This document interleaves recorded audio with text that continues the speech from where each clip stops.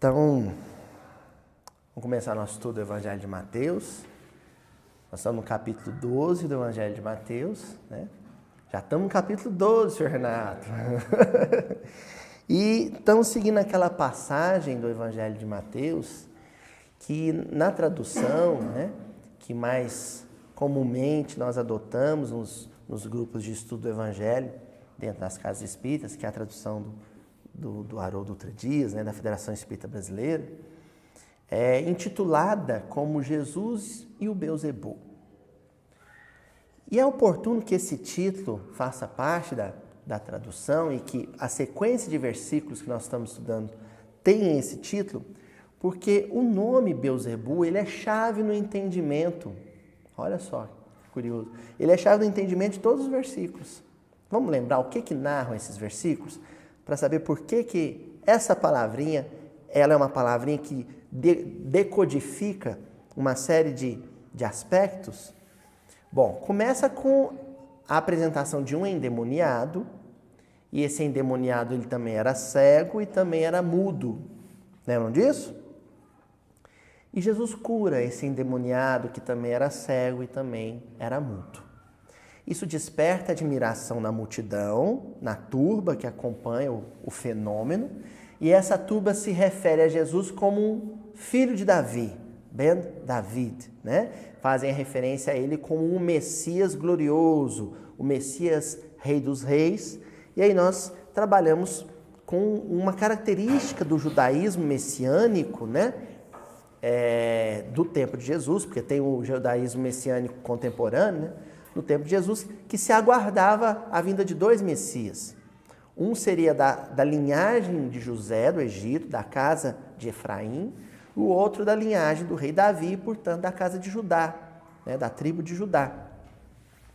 E aí nós vimos como que para a turba, para a multidão, era mais visível, era mais perceptível essa face gloriosa de Jesus, né, com todo o seu potencial anímico, seu potencial fluídico, né, na condição de governador do orbe, porém, a face oculta, a face que exige mais sensibilidade, mais apuro do senso moral, da capacidade de perceber a verdadeira grandeza, é aquela que é percebida pelo discípulo e que apresenta Jesus como o servo sofredor, o filho de José do Egito, né, o descendente de José do Egito.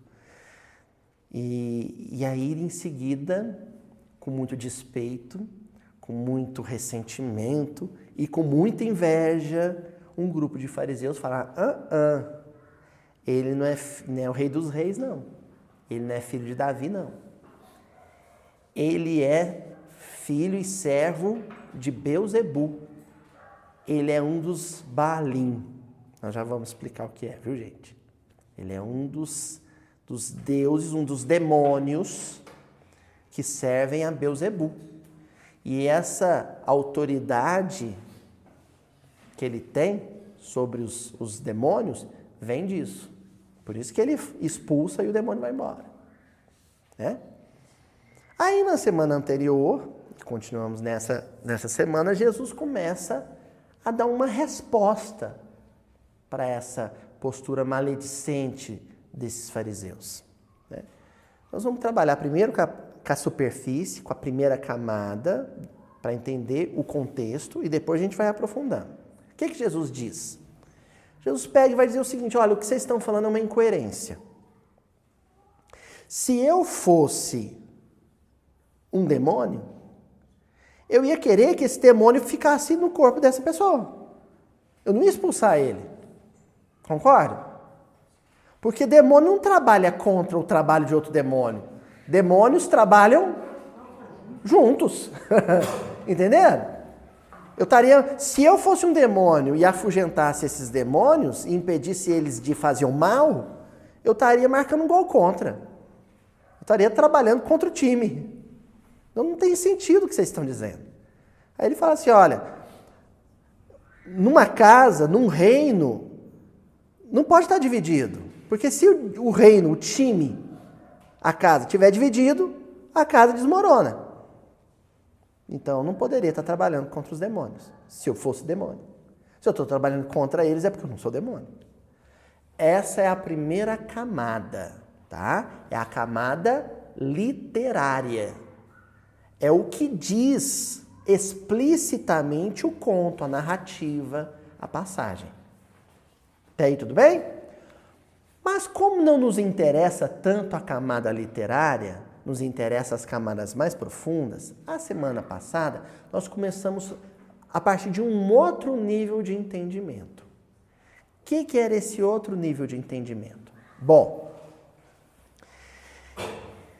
nós consideramos a palavra casa, a palavra cidade, a palavra reino, ou em algumas traduções nação, certo? E partimos do princípio de que um reino só subsiste, um reino só existe em cima da ruína de outro. Um reino só se ergue em cima da ruína de outro. Onde o reino de Beelzebu triunfa, é porque o reino de Deus fracassou. Se a casa de Beelzebu é forte, é porque a casa de Deus ruiu. Concordam com isso?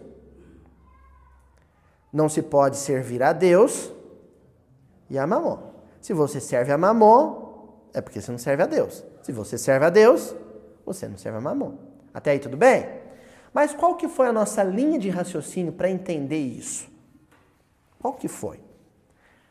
O exemplo da casa mental, que Calderaro, no livro No Mundo Maior, utiliza para explicar a estrutura da mente humana. E a estrutura da mente humana, segundo o benfeitor Calderaro, o instrutor Calderaro, ela é tripartida, ela é tríplice. Tem até um trabalho da dona Marlene Nobre, né? Que é o homem triuno, né? O homem que é dividido em 3. Um homem, uma persona, uma psique nossa, ela transita no passado. São as potências do pretérito. E essa movimentação da existência no campo das experiências já vividas, já transcorridas, ela ocupa um nível inconsciente da mente. Tudo que a gente já viveu em existências passadas não desapareceu, viu, gente? Tá lá.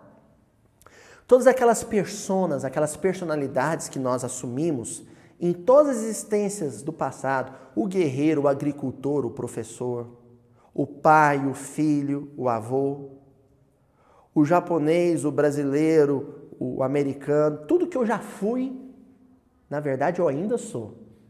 Porém, em nível inconsciente. O inconsciente é o porão da mente. Certo? É aquele andar primeiro. Antigamente os porões da casa era aquele andar mais profundo, né? Bom, existe um terceiro homem, que é o homem que anda pelas ruas, o homem que paga as contas hoje, o homem que vai para o emprego, o homem que tem um filho, o homem que se casa, né? O homem que passeia. É o homem que está vivendo o presente. E porque ele está vivendo o presente, ele vive esse presente de forma consciente, em nível consciente. É o hoje, é o aqui e o agora. Certo? Mas existe um conjunto de personas, um conjunto de personalidades, todas elas virtuosas, o homem humilde, o homem operante, o homem trabalhador, o homem ponderado, o homem equilibrado. Existe uma série de homens que eu quero ser, mas ainda não sou. Essas são as personalidades que eu vou assumir, as virtudes, as potências que eu vou dar vazão a elas no futuro, no porvir. Mas elas todas já estão dentro de mim como potência. É um potencial que eu tenho para ser tudo isso de bom que Deus sonhou para mim, que Deus quer para mim e que eu serei, inevitavelmente, no futuro. Isso tudo está num outro nível mental. O nível mais superior, o terceiro andar da casa, o mais alto. E o Calderaro chamou de superconsciente. Certo? Bom, quando os homens que eu fui no pretérito comandam as ações dos homens que eu sou no presente, silenciando, zipando a boca dos homens que eu quero ser no futuro, esses aí vão dormir? Quando o pretérito, com o homem velho, controla o homem atual, do presente, o nome disso é reino de Belzebu. É o reino de Satanás. Onde que está o reino de Satanás?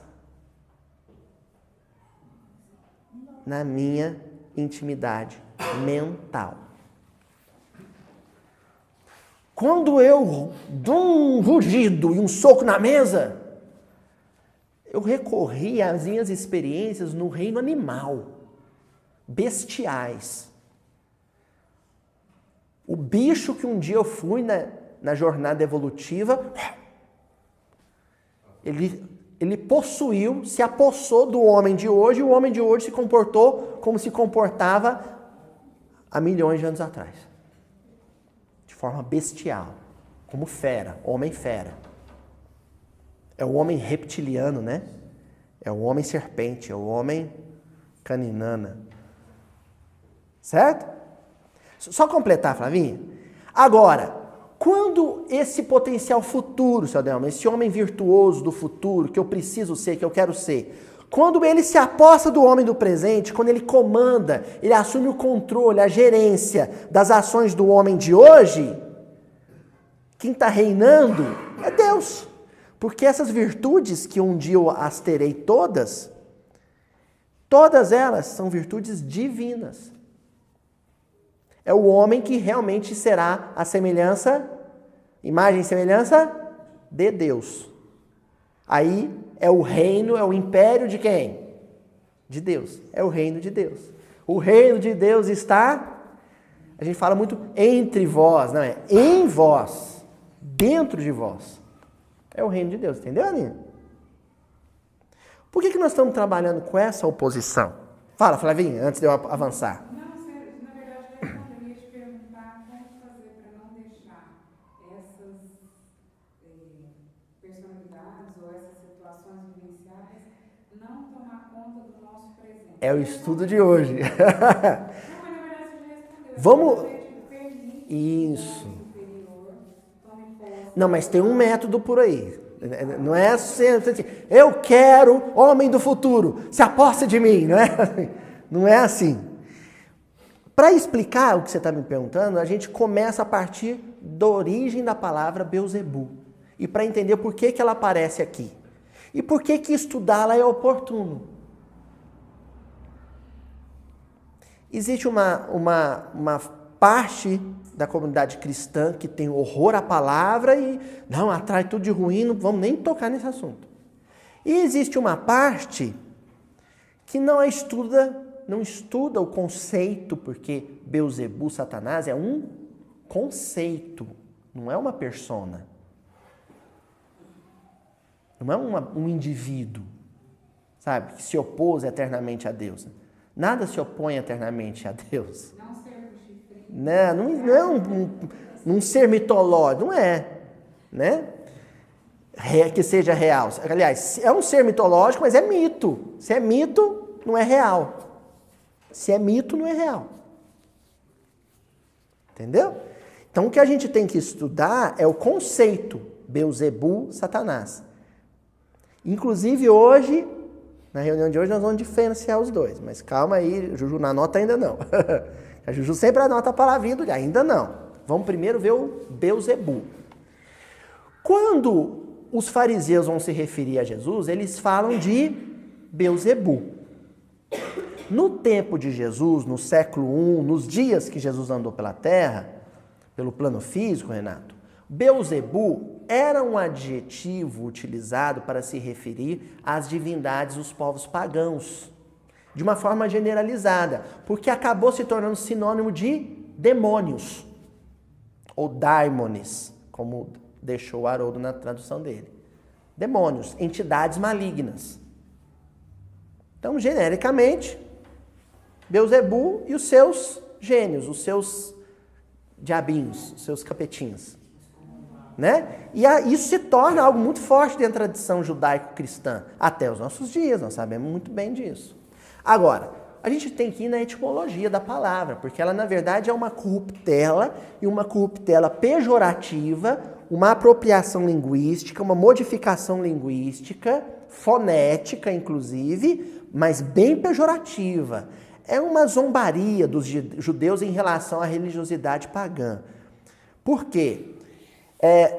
O povo cananeu e os filisteus, né, que ocuparam a região também, que eram povos inimigos do povo hebreu, eles tinham uma cidade muito próspera chamada Ecrom. Em Ecrom havia um santuário, um templo consagrado ao deus Baal-zebub. Baal-zebub. Baal, de origem aramaica, quer dizer senhor, o dono da casa, o senhor da casa, Baal.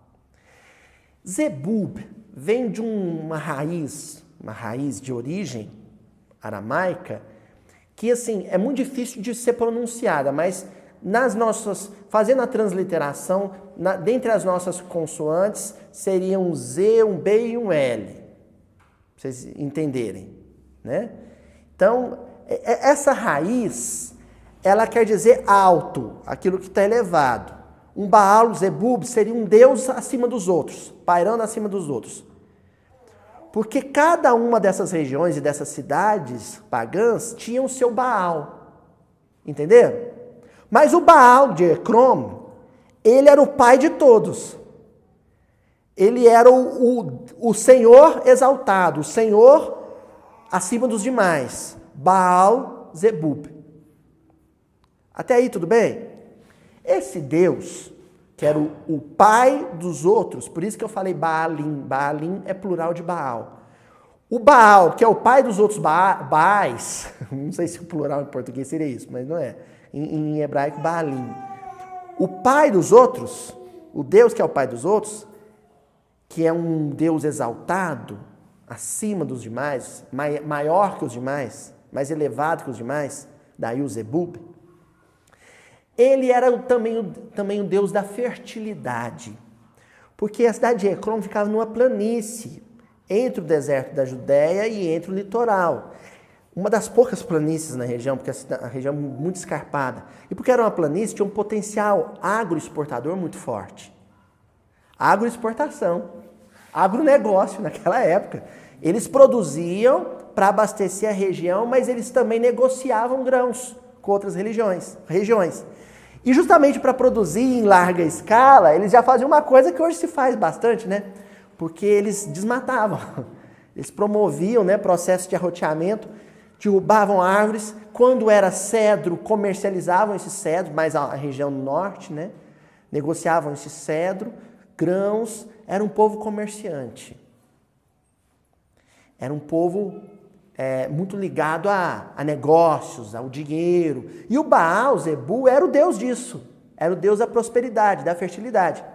Agora, um dado assim, forte sobre o culto ao Beelzebu, como era um deus da fertilidade e havia uma associação entre a fertilidade feminina e a fertilidade da terra, os rituais no santuário a Baal-zebu se utilizavam de pitonisas, de médiums, de sacerdotisas, moças muito belas, virgens, que praticavam sexo com sacerdotes, entenderam? Tinha uma visão corrompida, uma visão feia do sexo. Então, o ritual em si era manifestações de sexualidade explícita, né, entre os sacerdotes e essas sacerdotisas. Era assim que eles honravam o deus Baal. Então, e além da questão do sacrifício humano e outras coisas mais. Então, isso causava um horror para a ética do monoteísmo hebraico enorme. Entenderam? Por que eles vão associar o Baal Zebu a entidades malignas? Era o mal. Né? Aquele culto, aqueles rituais eram o mal, porque apresentavam uma noção de sexualidade distorcida, né? Apresentavam a questão do sacrifício humano e por aí seguia. Bom, durante o período do cativeiro babilônio, né, se forjou que é justamente quando se compõe o cânone bíblico, quando se começa a organizar de forma escrita a tradição bíblica, se forjou um termo pejorativo para se referir a esse Deus. Porque no aramaico, quando você tira o Baal, vira Bel e junta ao Zebub, Bel-Zebub, aí muda. Essa mudança fonética deixa de ser Senhor exaltado e vira Senhor das moscas. Porque mosca, Zebub, tem a mesma origem, a mesma raiz de exaltado, por causa de voar, entendeu?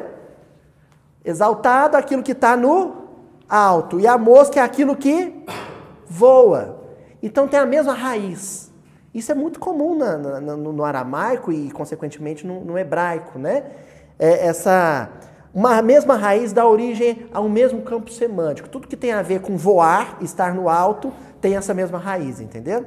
Então a palavra para mosca é a mesma, tem a mesma raiz do que a palavra para aquilo que está pairando no ar, que está no alto, foi exaltado.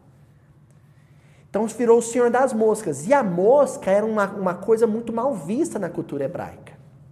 Porque a mosca estava sempre onde estivesse o quê? Carniça, estrume, podridão, decomposição, mau cheiro, aquilo que é feio de ser visto, aquilo que não serve mais para outra coisa, não sei. Para quê? Para fertilizar a agricultura.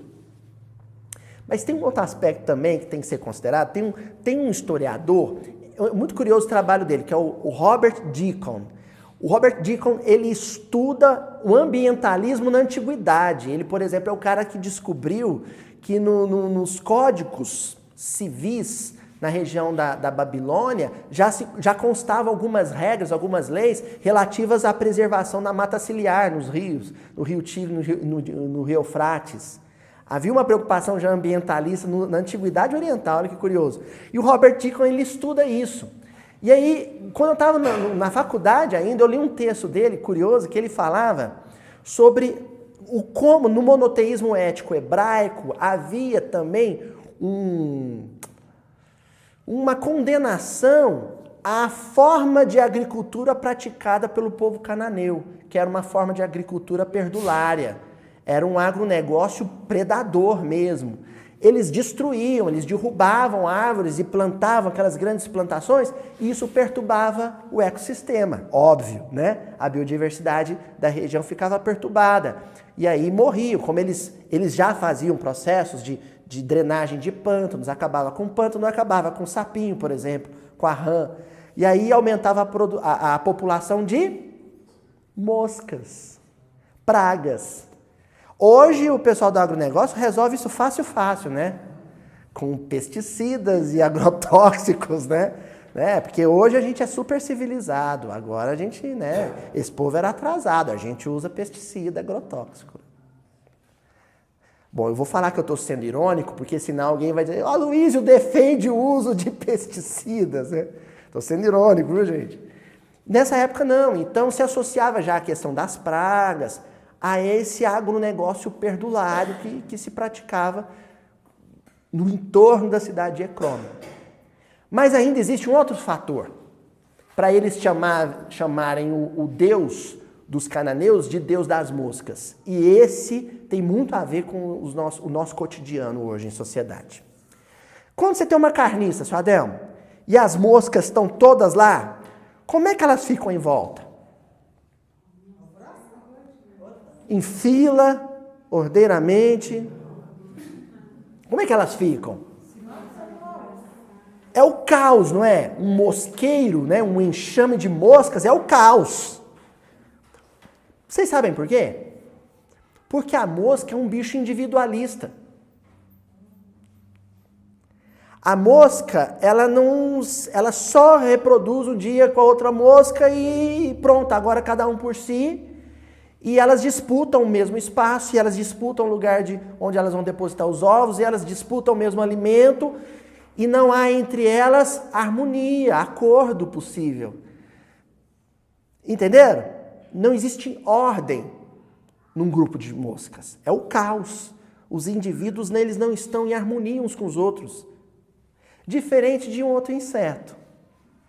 Qual? Que mais? Vamos pensar um inseto voador para fazer antinomia com a mosca, né? Qual? Abelha. A abelha, ela é organizada, as abelhas são organizadas, a relação de uma abelha com a outra é uma relação harmônica. As abelhas, o voo da abelha é coordenado. E tudo na colmeia de abelhas é harmonia, é organização, a sociedade das abelhas é uma sociedade perfeita, gente. Porque a vida das abelhas, gravita em torno de uma rainha. Ou seja, existe uma centralidade, uma liderança em torno para a qual as abelhas todas são servas e que harmoniza a vida entre elas. Os hebreus associavam a sua cultura e a sua sociedade monoteísta, que gravitava em torno da grandeza de Deus, à vida organizada e harmônica das abelhas, que em hebraico é Débora. O nome Débora é abelha. Mas associavam, por sua vez, a organização e estrutura social cananeia e filisteia a desordem, a bagunça das moscas. Zebub. Baal, Zebub.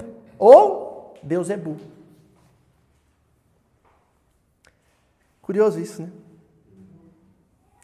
Só que essa desordem ou harmonia social, um fazendo oposição à outra, é uma coisa exterior.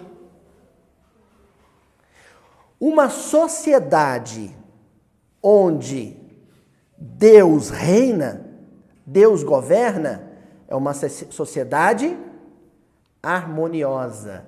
Os indivíduos, as personalidades, as individualidades, os homens e as mulheres e as crianças e os velhos convivem em harmonia de colmeia. Uma sociedade onde os homens, os indivíduos, os velhos, as crianças, as mulheres, os vizinhos, os colegas de trabalho, os membros do grupo de WhatsApp da família, quando eles agem individualmente em caos e desordem, é uma sociedade de moscas. Numa, Deus, a abelha rainha, reina. Na outra, quem reina é o Senhor das moscas. É Beuzebu. Eu nunca pensei que eu ia dizer isso e acho que vocês, o pessoal de casa, nunca acharam que iam escutar isso da boca de um palestrante espírita, mas a nossa sociedade ela está assim porque Beuzebu está imperando. Beuzebu não é uma entidade, não é um indivíduo, não é uma pessoa, uma persona. Beuzebu é um conceito. Beuzebu é a sociedade que vive como um mosqueiro. É a sociedade que tem mau gosto, que gosta de tudo que é ruim. Uma sociedade que bebe um rio cheio de mercúrio, bebe água de um rio cheio de mercúrio, só para depois colocar no dedo uma aliança de ouro, ou pendurar no pescoço uma joia de ouro, é uma sociedade que gosta de porcaria. Uma sociedade que come verdura, planta, cheia de agrotóxico e veneno, só para poder comer em quantidade maior, o que não acontece porque boa parte a gente joga no lixo, é uma sociedade de moscas que gosta de porcaria. É uma sociedade de mau gosto. A nossa vida perdulária, consumista, predatória, é uma vida de mau gosto, de muito mau gosto. A gente come mal, a gente dorme consequentemente mal, a gente trabalha mal, a gente produz mal, a gente se relaciona mal com a natureza, a gente se relaciona mal uns com os outros.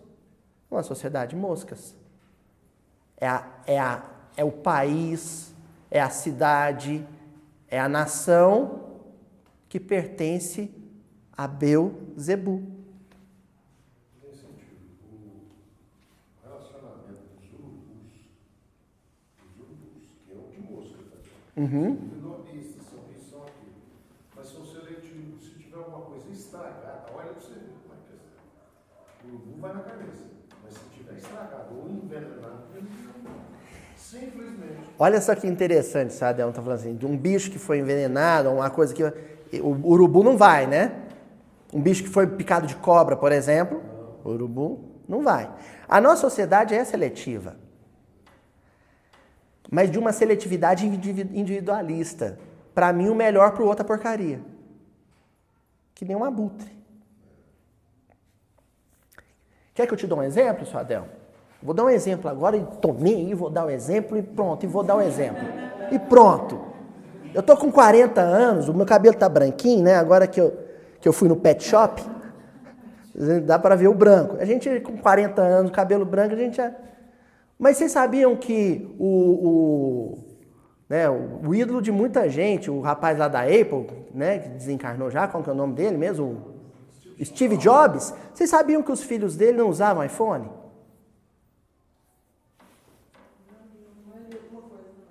Não é, Juju? Ele não deixava os filhos dele ter acesso à tecnologia que ele produzia. Sabe por quê? Porque é um bicho picado de cobra. Tem veneno ali. Muito veneno, não é? Então, ó, é o urubuzinho, ó. Fala pro urubuzinho, filho dele, ó. Não vai ali não, porque aquele bicho é... Agora, se os outros quiserem ir, problema dos outros. Problema dos outros. É a sociedade em que o lema da sociedade é problema do outro.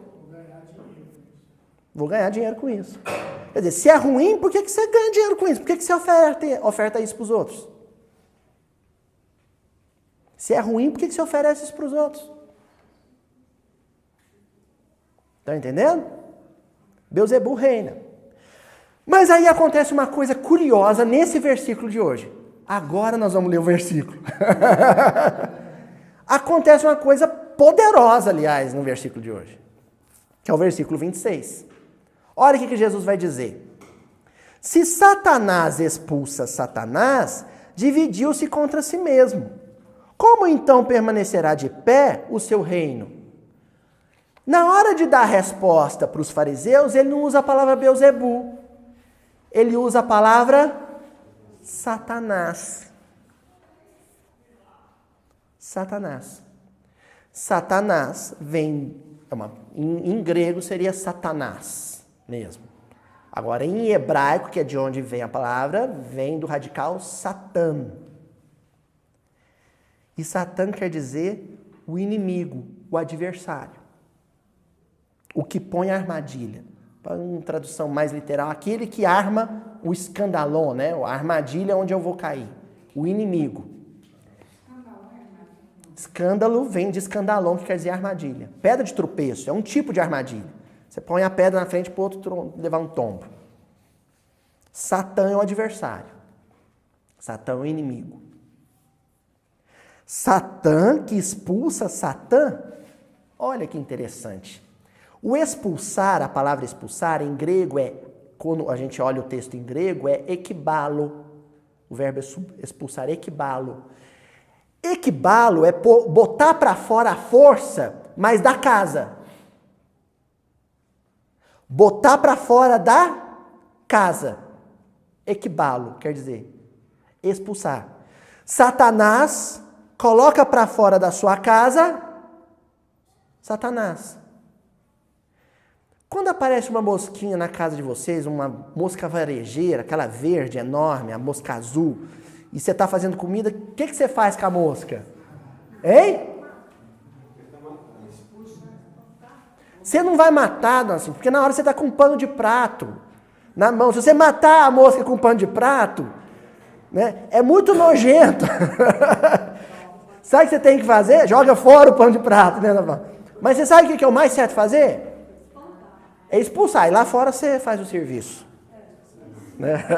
Lá fora de casa você faz o serviço. Mas o certo é, primeiro põe para fora, senão você vai sujar as coisas. Né? O negócio de pôr para fora, se você não limpar o que está dentro, ela vai voltar. Bom, vamos chegar. O Renato já me entregou meio estudo. Encerramos hoje, até a semana que vem. Vamos chegar aí, Zé Renato. Então, olha, a palavra que a Ju vai pôr em destaque aqui, que nós vamos explorar ela um pouquinho primeiro, é Satanás. Sabe por quê? Porque ali está falando de 2 Satanás. 2 tipos de Satanás. Está falando do indivíduo que encarna Satanás na terra, que encarna o mal na terra, que nós damos um outro nome também para ele, que é o nome de homem. O homem. O tigre é mau? Não, não é. O lobo, né, invadindo um galinheiro, o lobo-guará invadiu lá, matou os mutum. O lobo é mau? Não. O lobo não é mau. Porque ali não existe consciência. É puro instinto. Ali, aliás, não existe ainda consciência, nem inconsciente, nem superconsciente. Ali é instinto. É o guia perfeito, né? O lobo não vai matar se não for para se defender ou para comer.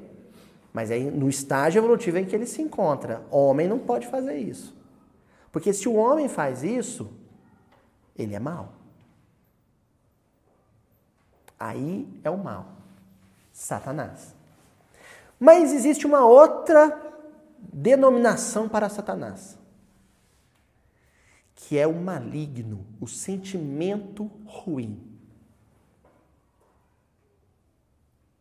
Satanás é individualidade e Satanás é o conjunto de aspectos que intoxica, que envenena essa personalidade.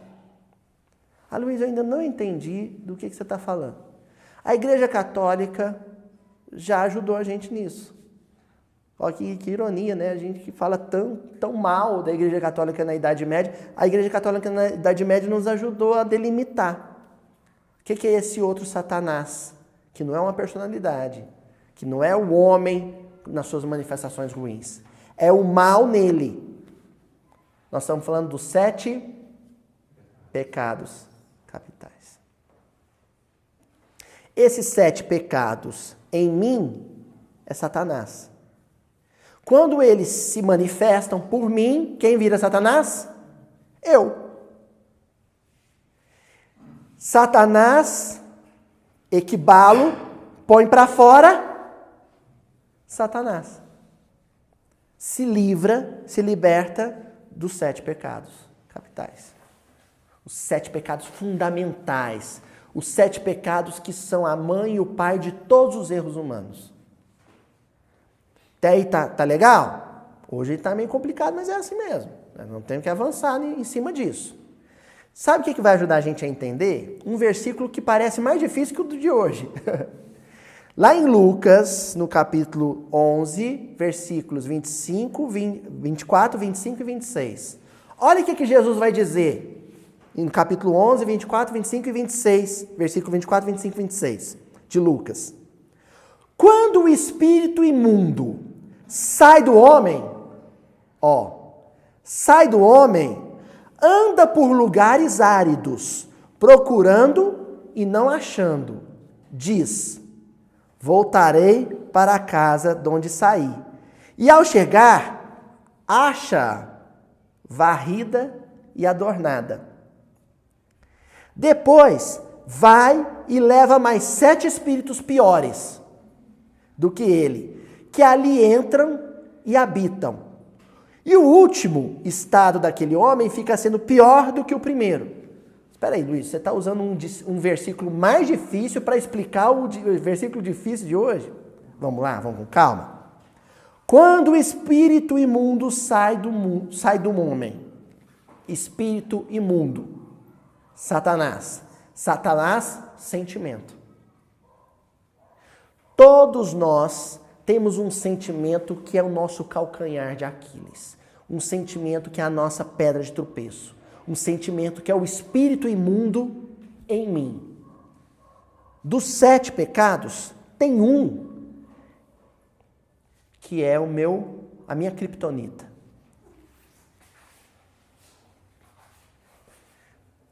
A gente até diz assim, o fraco do fulano é a sexualidade. Ou então, o fraco do fulano é dinheiro.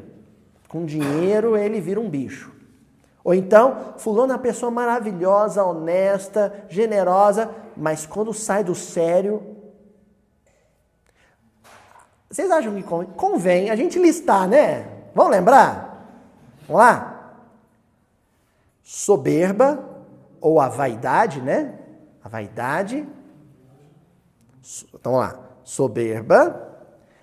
Aí vem a inveja. Vem a luxúria, que é o pecado da sexualidade. Gente, luxúria não é gostar de luxo, não. Luxúria é a sexualidade desregrada. É a experiência sexual desorientada. É a devassidão. Luxúria. A gula, que é bem perto da luxúria, mas é o desregramento, a intemperança para poder, no consumo de tudo que a gente precisa. Então, por exemplo, a intemperança com o álcool, com a comida, né, o cigarro, isso tudo entra dentro da gula. A gula. É a boca deseducada. Aí vem a ira, ou cólera. Vem a preguiça e a avareza.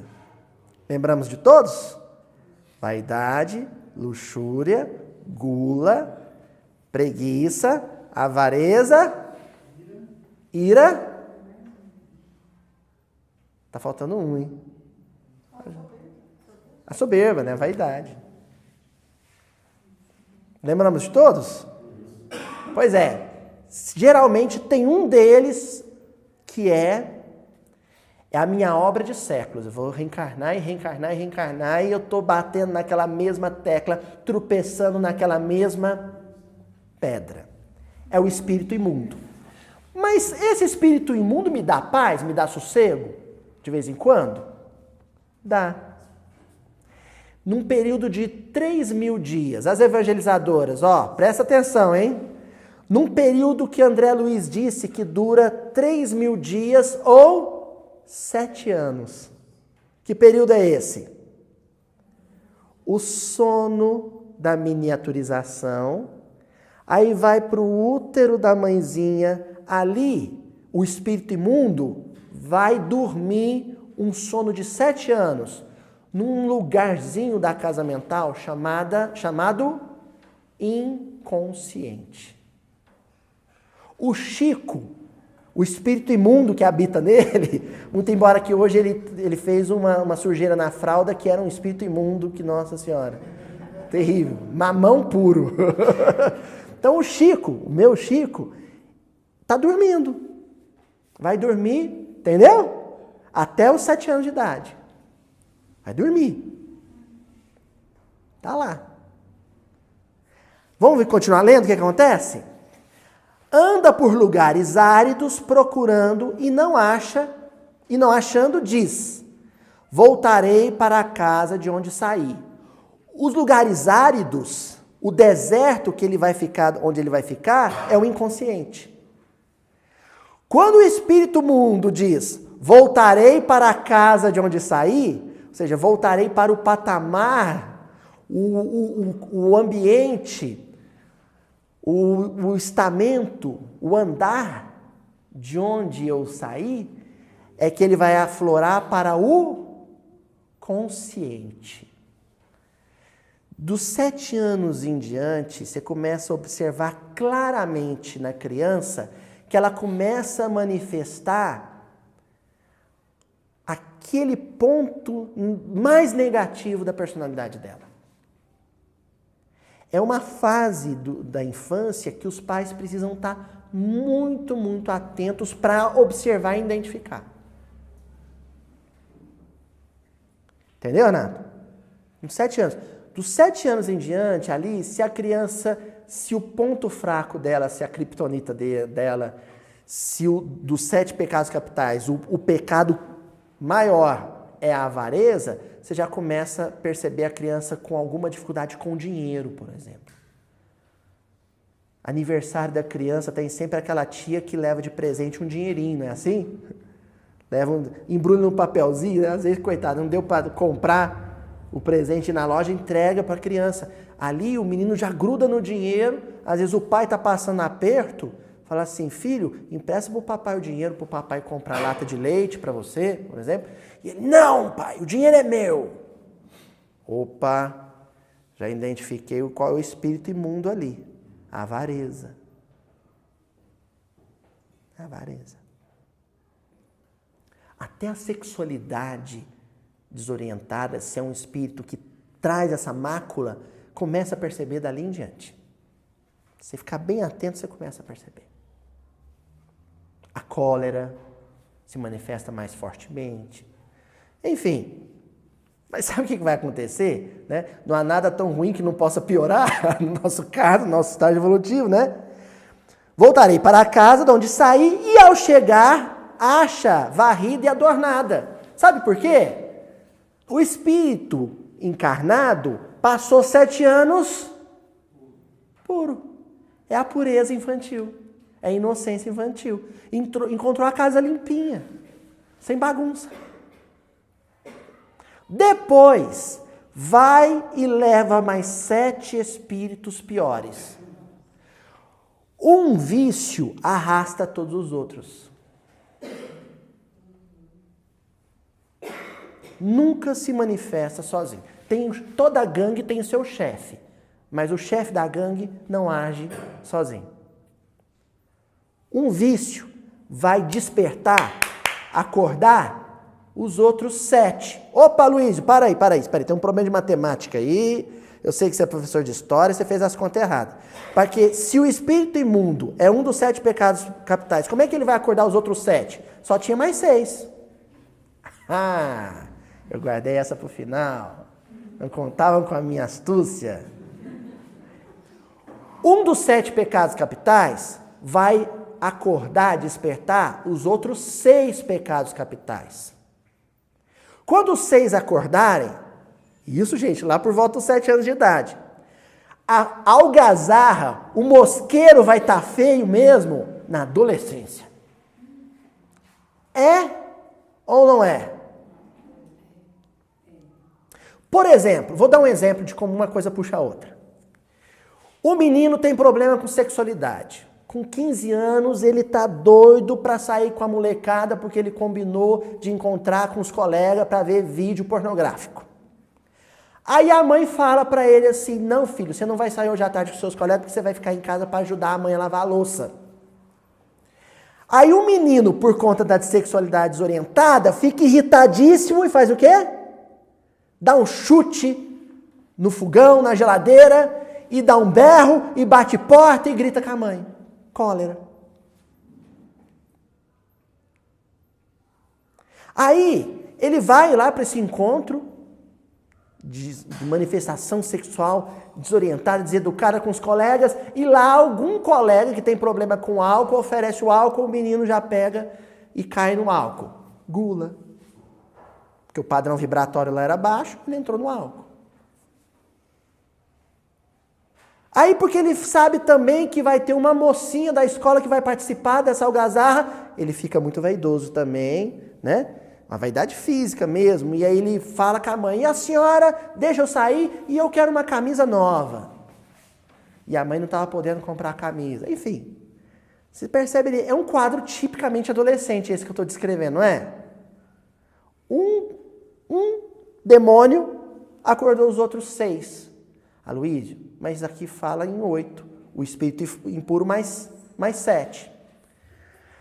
Quando a gente já está na vida adulta e os 7 pecados capitais estão, bombando dentro da gente, a gente começa a perceber que não foi bem isso que a gente combinou para a encarnação ainda no plano espiritual. Alguma coisinha lá dentro da gente, que recebe o nome de consciência, começa a dizer, você precisa lutar. Você precisa expulsar, equibá-lo, esse demônio. Essa consciência veio no ouvidinho e fala assim, Satanás, vocês lembram da bruxa do 71? O cachorro dela chamava Satanás. Vem aqui no ouvidinho e fala assim, Satanás, você precisa expulsar Satanás. Aí a gente não consegue fazer isso fácil, sabe por quê? Surge um 8º demônio. E segundo Jesus, na obra de Humberto de Campos, ele vai falar isso para Pedro, é o pior adversário, é o pior inimigo da alma, é o pior Beelzebul. O medo. O medo. É o pior. Sabe quando a gente precisa combater um vício, mas a gente... Aí, já que eu estou falando do Chaves, falar do Chapolin também. A gente fala assim, eu vou! E não vai. Sabe o que é aquilo? Medo. O medo. A falta de coragem para mudar. Para enfrentar seus demônios internos. O medo é aquele demônio maior que quando ele entra na parada, a gente não tem coragem de enfrentar os 7 pecados capitais. Os 7 demôniozinhos. Os 7 daimons. Vamos ver como é que termina o versículo? Depois vai e leva mais 7 espíritos piores do que ele, que ali entram e habitam.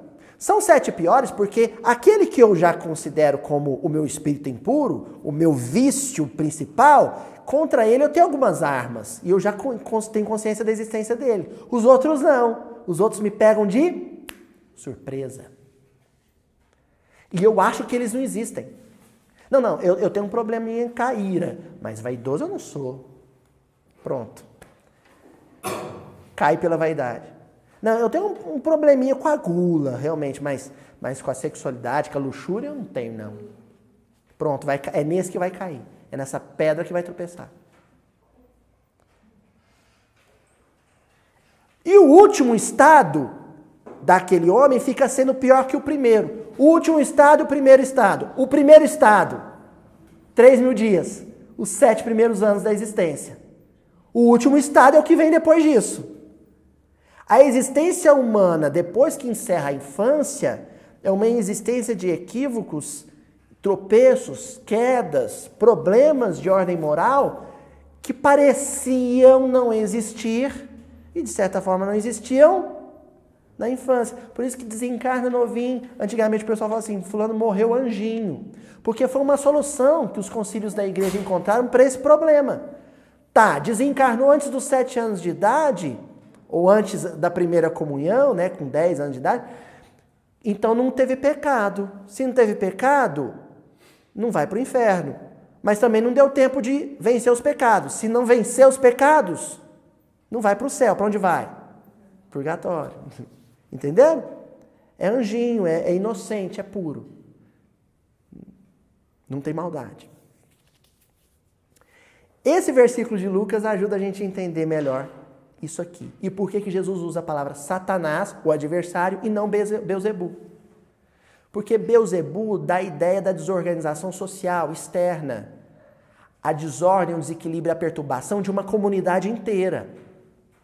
Os pagãos, os adoradores de Baal-Zebul. Agora, quando fala de Satanás, do adversário, Jesus está falando de um processo que é interno. É uma luta do demônio, persona, o homem que ainda erra, o homem que ainda é dominado pelo passado, contra todas essas entidades malignas que são as minhas potências negativas do pretérito. É uma luta interior.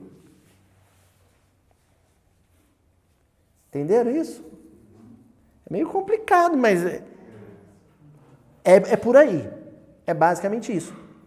Essa passagem é uma passagem muito profunda por conta desse nível de análise que Jesus faz da individualidade de quem estava ali ao redor. Será que os fariseus conseguiram aprender na profundidade que ele estava dizendo? Eu acho que sim. Que eles compreendiam esses termos, né? Eu acho que sim, sabe por quê? Porque o ódio por Jesus foi só aumentando. O ódio aumentou porque doeu mais a pregação de Jesus. E se doeu mais é porque houve uma compreensão. Opa, eu entendi o que ele está falando. Ele está dizendo que o endemoniado não é o cego mudo. Ele está dizendo que o endemoniado... Agora, qual que é a parte boa desse versículo de hoje? A notícia boa desse versículo de hoje? É Jesus dizendo que se Satanás se tornar adversário de Satanás, se a nossa força de vontade, a nossa individualidade, a nossa consciência, ou seja, o homem de hoje, se opor ao homem velho, se opor ao Satanás, se opor aos 7 demôniozinhos, o reino de Satanás, o que acontece com ele? Vem ruir. Ó, vamos ler de novo o final do versículo? Ó. Como então permanecerá de pé o seu reino? Se o homem der combate ao próprio homem, o reino demoníaco de cada um desmorona. Ora, como a gente comentou na semana passada, se um reino desmorona, abre espaço para o erguimento do outro. Chega ao fim o reino de Satanás, começa a educação do reino de Deus. Agora Jesus é o homem paradigma. Ele é o modelo e guia. É como se esse homem do futuro, esse homem do superconsciente que eu quero ser e serei, fosse o Cristo em mim. Vocês estão entendendo agora o que se diz assim, né? Nos últimos dias, Jesus e Satanás irão travar um duelo. Né? Assim, é uma coisa escatológica, maniqueísta, inclusive, né? Oi?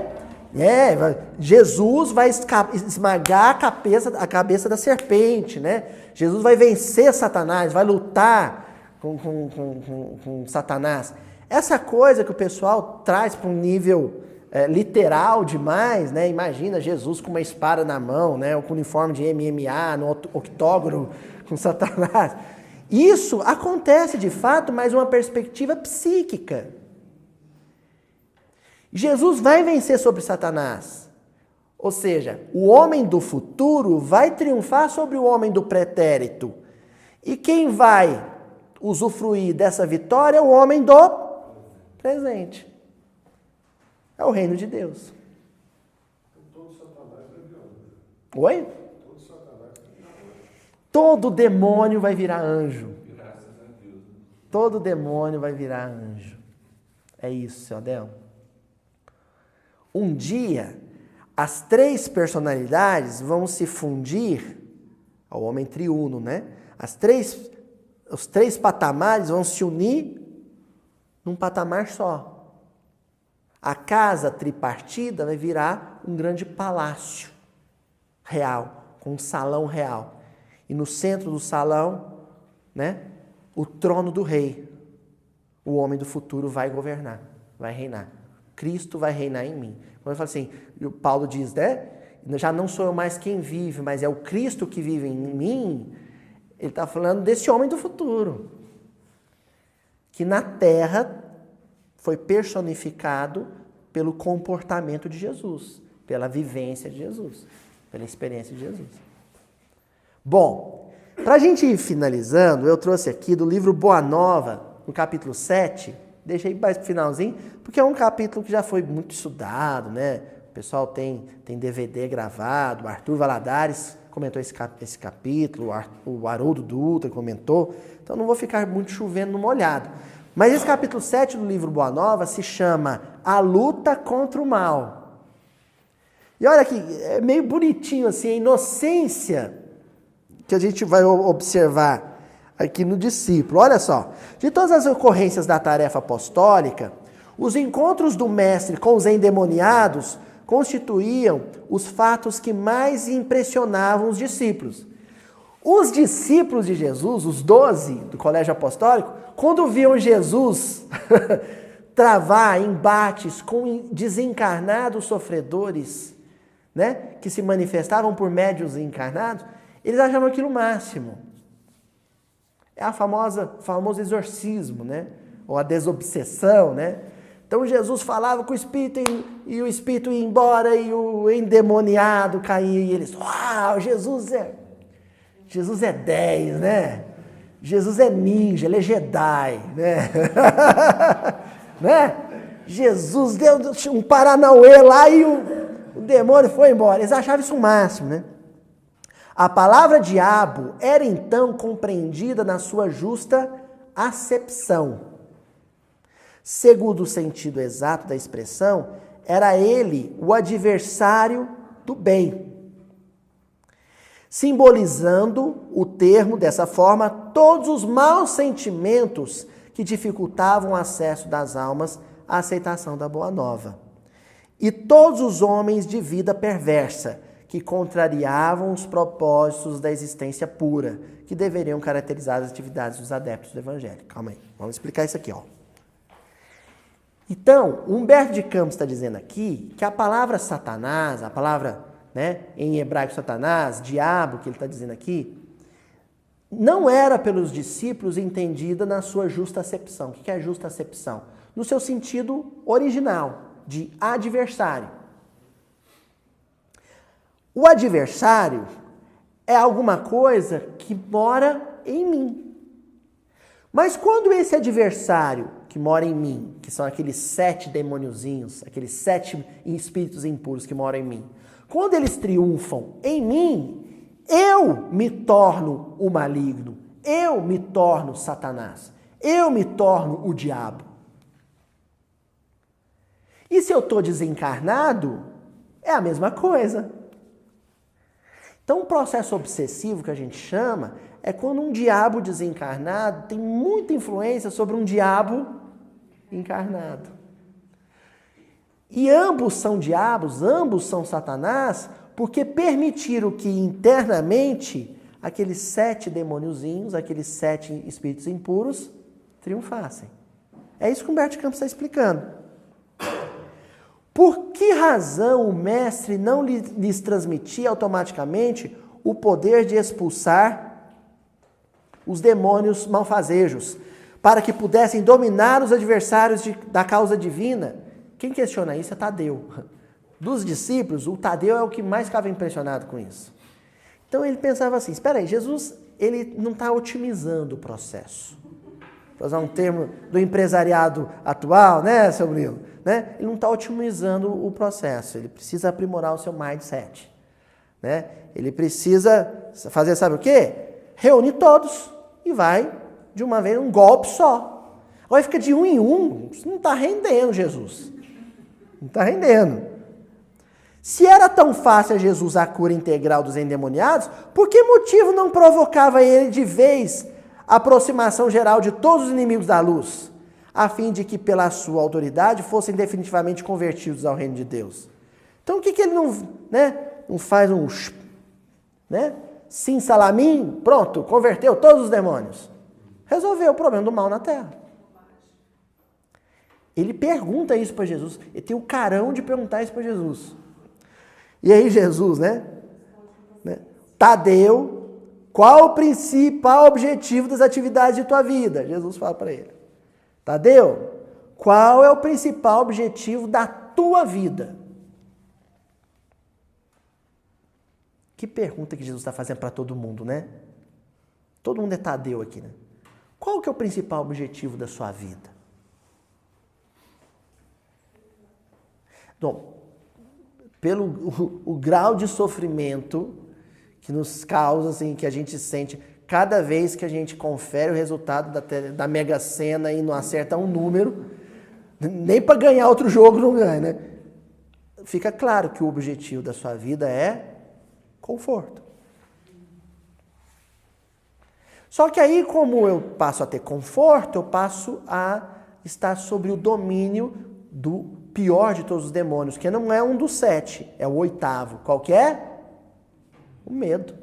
Ora, quanto mais bens eu tenho, mais medo eu sinto.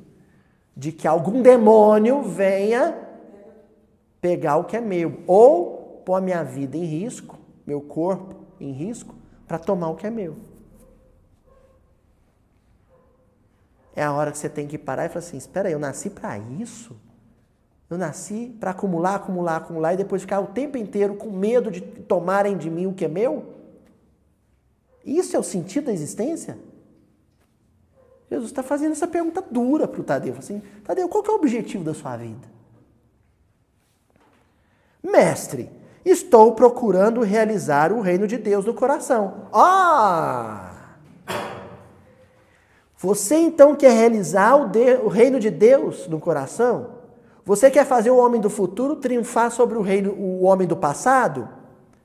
Para garantir o bem-estar, o conforto do homem do presente? É isso que você quer? Então, Satanás precisa expulsar, porque o reino de Deus só vai triunfar onde o reino de Satanás ruiu. Olha o que Jesus responde para ele. Se procura semelhante realidade, por que a reclamas no adversário em primeiro lugar? Espera aí, Mateus. Se você considera o outro adversário, por que você quer que o reino de Deus surja primeiro no outro? Porque na hora que o reino de Deus surgir em você, aquele que você considera adversário deixa de ser adversário. Você descobre que o adversário não é o outro. O adversário é algo em você. Seria justo esqueceres as tuas próprias necessidades nesse sentido? O discípulo do Evangelho não combate propriamente o seu irmão, como Deus nunca entra em luta com seus filhos. Aquele apenas combate, olha só, gente, toda manifestação de ignorância, como o pai que trabalha incessantemente pela vitória do seu amor junto da humanidade inteira. O combate a toda manifestação de ignorância. Onde? Em mim. Em mim. Eu estava assistindo ontem, estava preparando umas aulas, era uma aula sobre a questão de fronteiras agrícolas e tal, para a faculdade. Aí eu fui assistir um documentário, uma dica, viu, pessoal daqui, pessoal de casa também, uma dica muito bom. Tá lá no Netflix, vou fazer um merchanzinho pro Netflix, só porque eles puseram esse documentário lá. Então vai lá, assiste, chama-se Sertão Velho, Cerrado.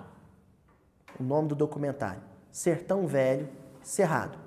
E é um documentário que fala sobre a luta dos ambientalistas para preservar a APA, né, a Área de Proteção Ambiental, do Parque Nacional da Chapada dos Veadeiros, que fica ali entre Tocantins, né, Goiás, Tocantins, Bahia, né? E aí acontece uma coisa triste lá.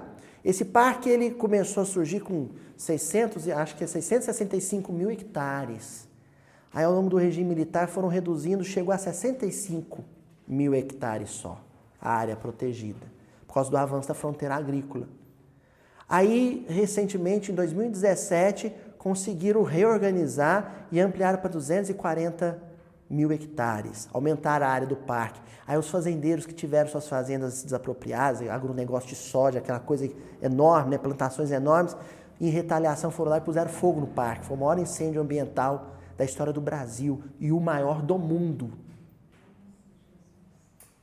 em retaliação.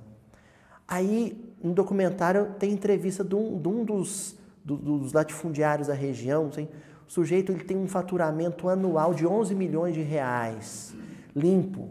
já descontado imposto tudo, com a produção de soja dele, todo ano. 11 milhões de reais para uma família viver por ano.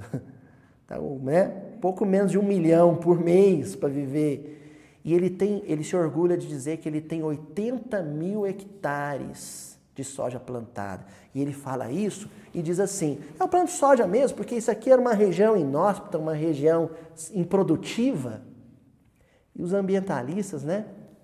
Eles explicam que o sistema radicular da planta do cerrado é muito bonitinho. Aquele arbustozinho, uma canela de ema, aquela arvorezinha pequenininha na superfície, tem um sistema de raiz que vai até as camadas mais profundas. Aquela planta leva água para o subsolo e forma aqueles aquíferos maravilhosos que depois afloram em olho d'água, né?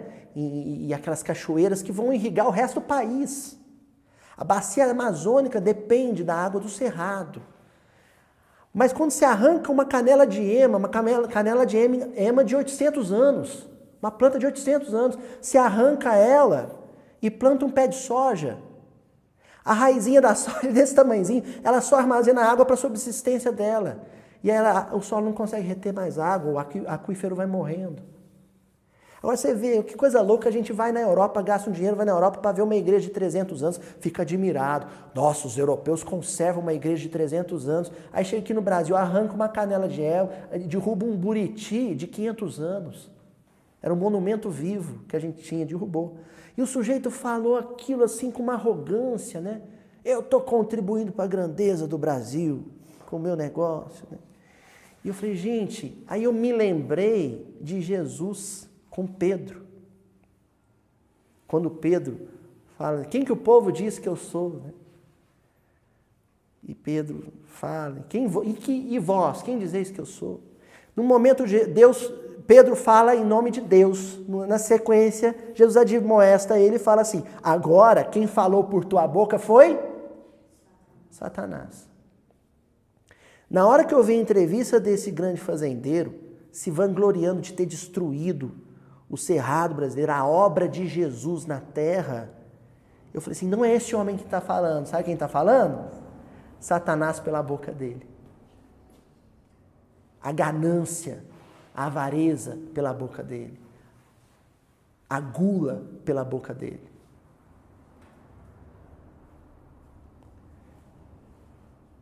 Mas nós vamos encerrar hoje com a fala do seu Adelmo.